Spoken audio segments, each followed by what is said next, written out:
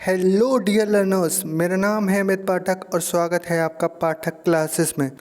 हमारी BSc first year second semester की objective questions की एक सीरीज चल रही थी, जिसकी 4th वीडियो आज हम पूरी करने वाले हैं। तो चलिए शुरू करते हैं।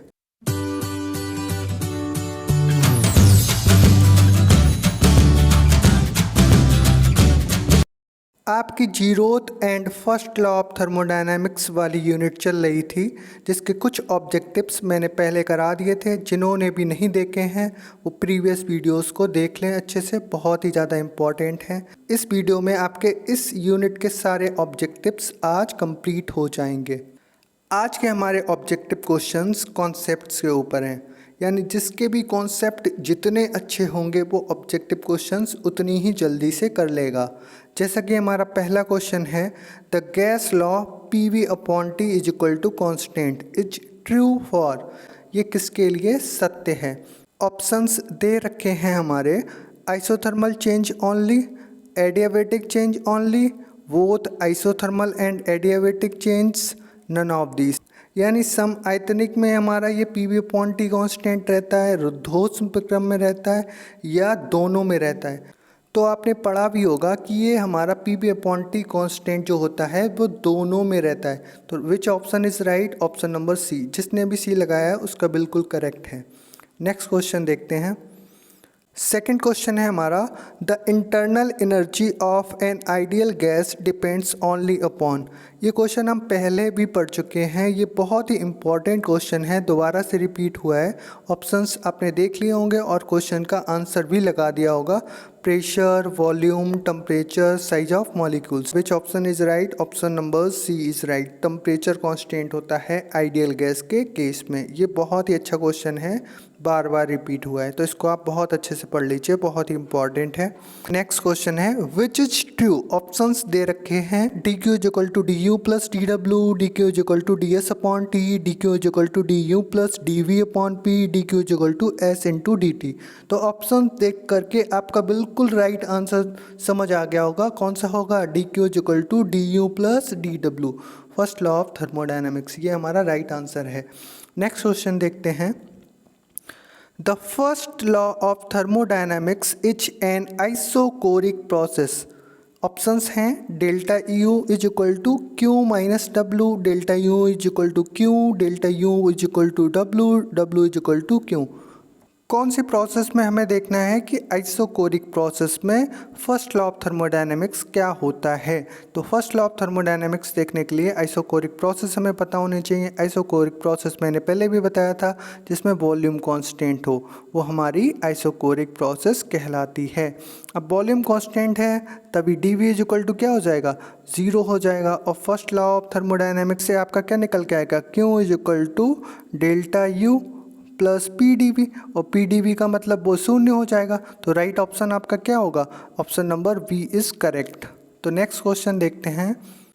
नेक्स्ट क्वेश्चन है हमारा, for adiabatic expansion of an ideal gas the equation is.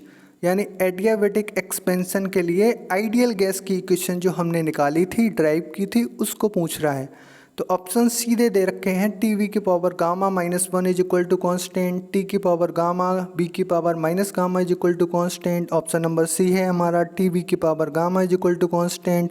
Option number D है हमारा, VT की power gamma minus 1 is equal to constant. Basically options को देख करके हमें क्या समझ आता है, जो हमने एडियाबेटिक एक्सपेंशन के लिए T और V यानी टेम्परेचर और वॉल्यूम में जो रिलेशन निकाला होगा वही हमको चूज़ करना है।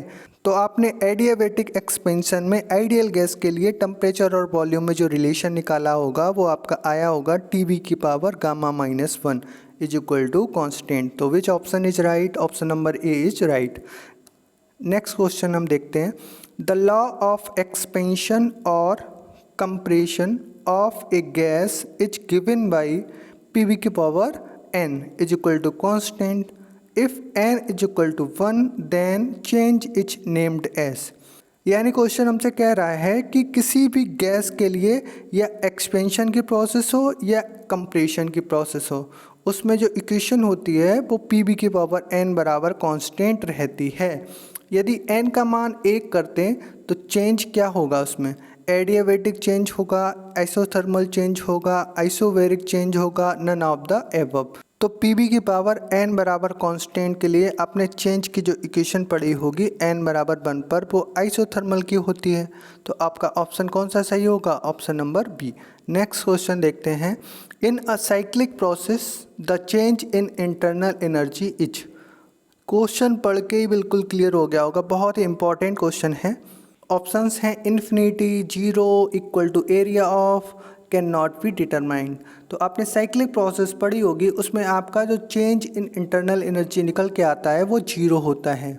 ये बिल्कुल ही कॉन्सेप्ट पर बेस्ड क्वेश्चन है, इसीलिए आपको कॉन्सेप्ट को बहुत अच्छे से क्लियर करना है। नेक्स्ट क्वेश्चन देखते हैं। क्वेश्चन है हमारा हीट एंड टेम्परेचर आर। ये भी आपका कॉन्सेप्ट पर बेस्ड क्वेश्चन है। ऑप्शंस दे रखे हैं। Two names of the same physical quantity. Heat is a form of energy while temperature is degree of hotness. Temperature is a form of energy while heat is degree of hotness. None of these. तो आपने बहुत अच्छे से पढ़ा है। Heat क्या होता है हमारा? Heat is the form of energy while temperature is degree of hotness. तो which option is right? Option number B is correct. Question number 9 है हमारा mass of gas in equation of state for ideal gas Pv बराबर RT each. यानी हमसे ideal gas के लिए जो equation होती है स्टेट की Pv बराबर RT, उसमें गैस का मास कितना होता है। ऑप्शंस हमें दे रखे हैं, आप गैस करिए। 1 ग्राम, 1 ग्राम एटम, 1 ग्राम मोल, एनी मास। तो इक्वेशन ऑफ स्टेट के लिए हमारा जो मास होता है आइडियल गैस के लिए वो कितना होता है? 1 ग्राम मोल। यानी which option is right? Option number C is right. Next question देखते हैं। क्वेश्चन नंबर 10 है हमारा in adiabatic process work done is. यानी जो एडियाबेटिक प्रोसेस में वर्क डन निकल के आता है वो टोटल कितना निकल के आता है। तो एडियाबेटिक प्रोसेस के लिए जो वर्क डन हम निकालते हैं उसका फार्मूला आपको पता होगा। तो which option is right? Option number कौन सा? ऑप्शन नंबर ए। तो ऑप्शन नंबर ए हमारा ठीक है। एडियाबेटिक प्रोसेस में जो वर्क डन का फार्मूला निकल के आता है वो W बराबर nRT1 minus T2 upon gamma minus 1 आता है। नेक्स्ट क्वेश्चन देखते हैं। क्वेश्चन नंबर 11 है the value of gamma in case of mono atomic gas is. ये भी बहुत इंपॉर्टेंट क्वेश्चन है, कई बार पूछा गया है। सीधा सीधा सा क्वेश्चन है कि गामा की वैल्यू मोनो एटॉमिक गैसेस के लिए क्या होती है। ऑप्शंस हैं 1.4, 1.33, 1.66, नन ऑफ दीज। तो इन 4 ऑप्शंस में से आपको पता होगा राइट ऑप्शन क्या होगा? 1.66। मोनो एटॉमिक गैसेस के लिए जो गामा की वैल्यू होती है वो 1.66 होती है। क्वेश्चन नंबर 12 देखते हैं। यही हमारा इस यूनिट का लास्ट क्वेश्चन है। आज आपकी ये यूनिट कंप्लीट हो जाएगी। कल आपको सेकंड लॉ ऑफ थर्मोडायनेमिक्स के क्वेश्चंस कराएंगे। जो सेकंड यूनिट है आपकी उसको ही कराना है। क्वेश्चन नंबर 12 है हमारा the internal energy of A system is. बहुत ही ज़्यादा इम्पॉर्टेंट है। ऑप्शंस दे रखे हैं thermodynamic variable, thermodynamic function, universal constant, always zero. तो ऑप्शंस को पढ़ करके आपको समझ आ गया होगा कि राइट आंसर हमारा क्या होगा। तो ऑप्शंस को पढ़ करके आपको बिल्कुल समझ आ गया होगा कि आपका राइट ऑप्शन क्या होगा। एक सिस्टम के लिए इंटरनल एनर्जी होती है, वो क्या होती है? Thermodynamic function. तो which option is right? Option number B is right. आज की वीडियो में बस इतना ही। मिलते हैं अपनी नेक्स्ट वीडियो में, तब तक के लिए keep learning, keep growing. Thank you.